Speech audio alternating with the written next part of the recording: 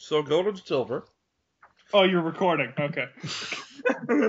Well, I figured you would just kind of take the hint, and about 2 years later, because Pokemon Red and Blue were such a huge success, there was a sequel called Gold Silver, as we've said.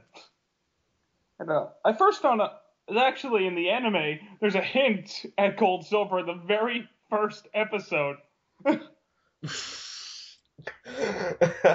you know how I don't know how many of you watched the very first episode, but there was this rainbow, and Ho-Oh is flying across it, but at the time, everybody was kind of just thinking into themselves, "That's a Fearow.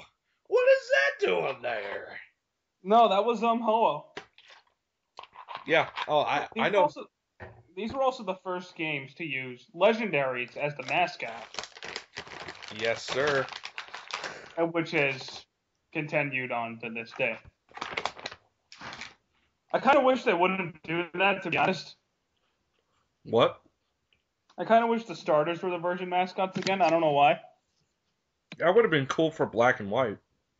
I feel like the legendaries as the mascots spoil the strongest Pokemon in the game.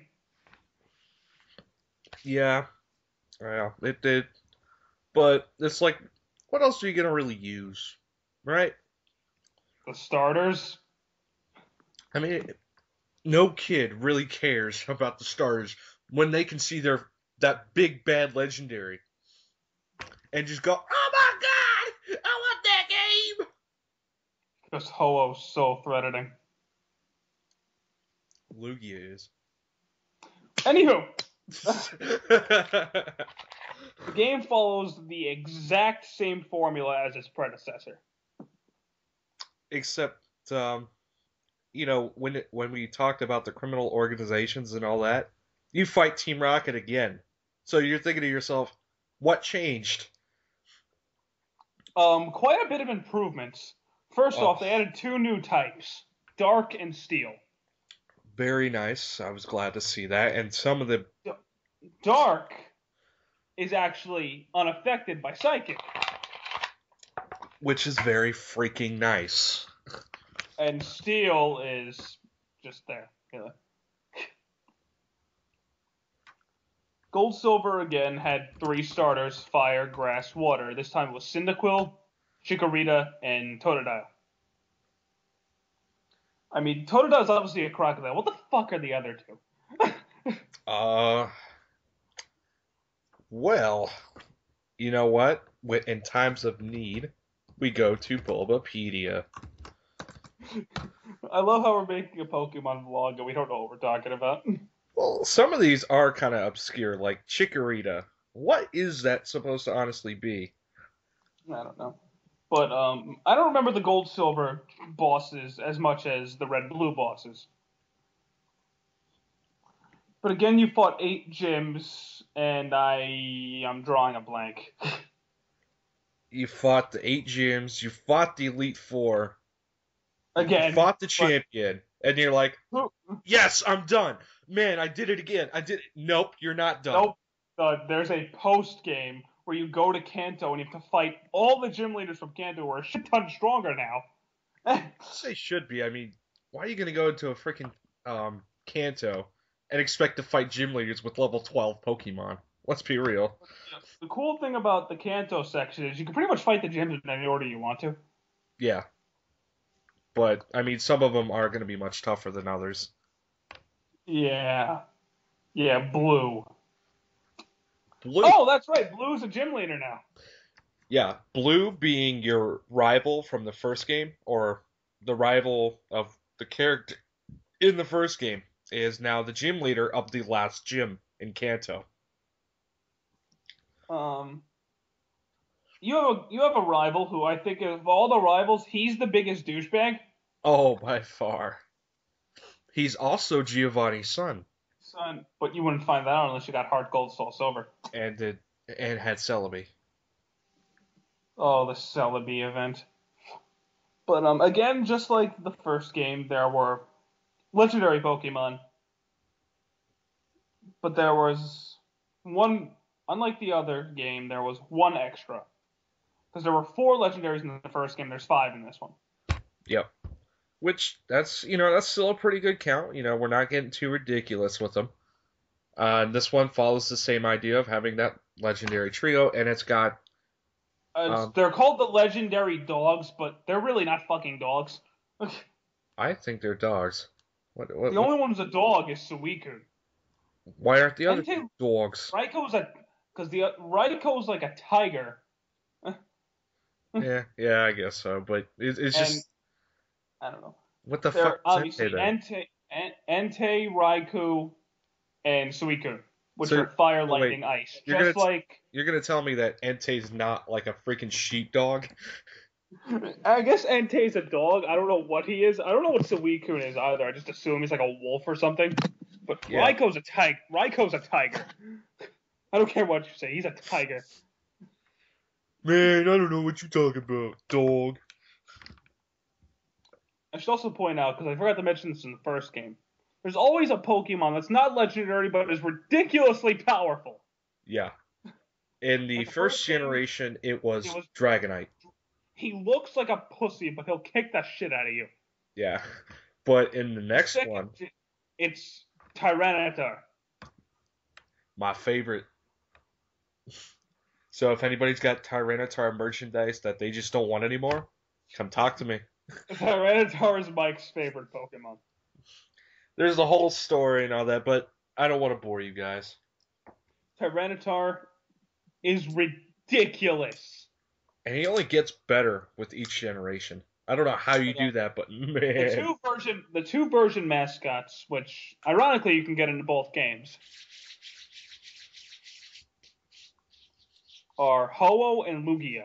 Yeah. Now, in both games, yes, you can get them, but they're different levels. Like in Gold. In Gold, Ho-Oh will be at level 45, Lugia will be at level 70. Silver, reverse it. Yeah. Don't ask me why they did that. I have no idea. Ho-Oh is obviously a phoenix. What the fuck is Lugia? I have no idea. Dragon? It kind of gives that vibe off. But of the two of them, Lugia is clearly the better. Oh god, better looking for sure. Not only is he better looking, I think he's actually more powerful. He's got a better move pool. He's also got a lot of defense. And Ho-Oh's a fire type. Lugia starts the time.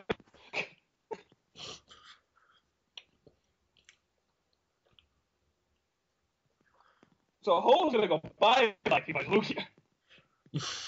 Yeah. Now, with every generation there is that theme or motif, and for this one they lean more towards mythology and tradition. Like dragon, phoenix, stuff like that. Yeah.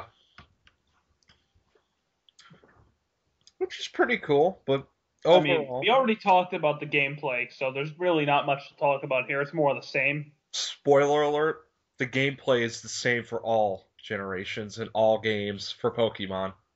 As far as, Red, Blue, and all the versions. Before we get on to, Gold and Silver, unlike Red and Blue, has held up extremely well.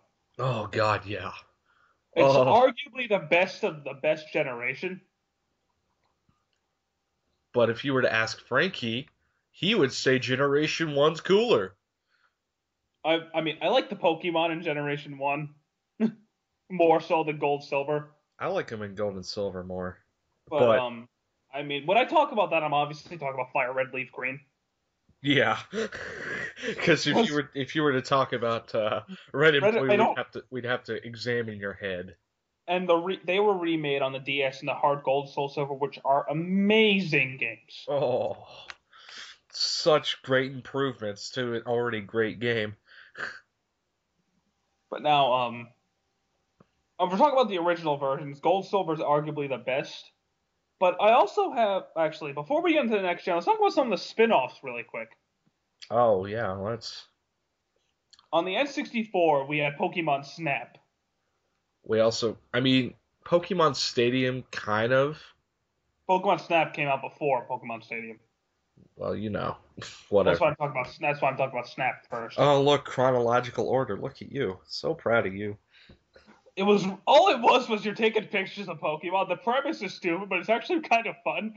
It's weirdly addicting. It's like you get so hooked on trying to find the rarest Pokemon to take a picture of.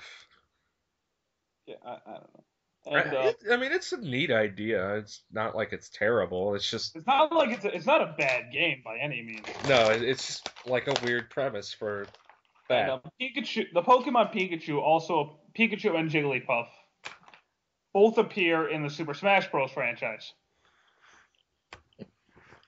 Along with some other ones in later ones like Mewtwo, Pichu, Lucario.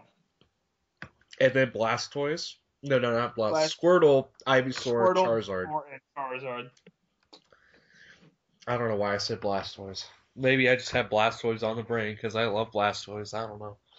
Blastoise is pretty cool, not gonna lie.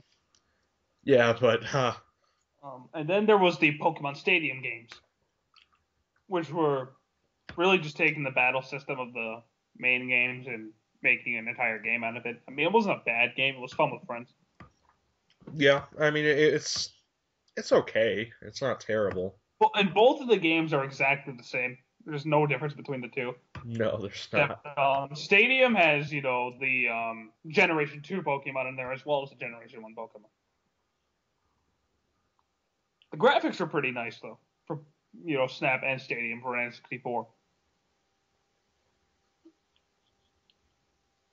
But now we'll get back to what we were talking about. Yes. Quite. On the Game Boy Advance, there was. Oh, I forgot something. Remember Pokemon Pinball? Oh my god, yeah. Oh my god. Just remembered that. I forgot about that too. And it was pinball with Pokemon. There's not much to it. There's also a Pokemon like a Tetris kind of game. There's oh my god, Pokemon Puzzle League. Yeah. I remember that. Since we're getting into everything. Talk about the spin-offs.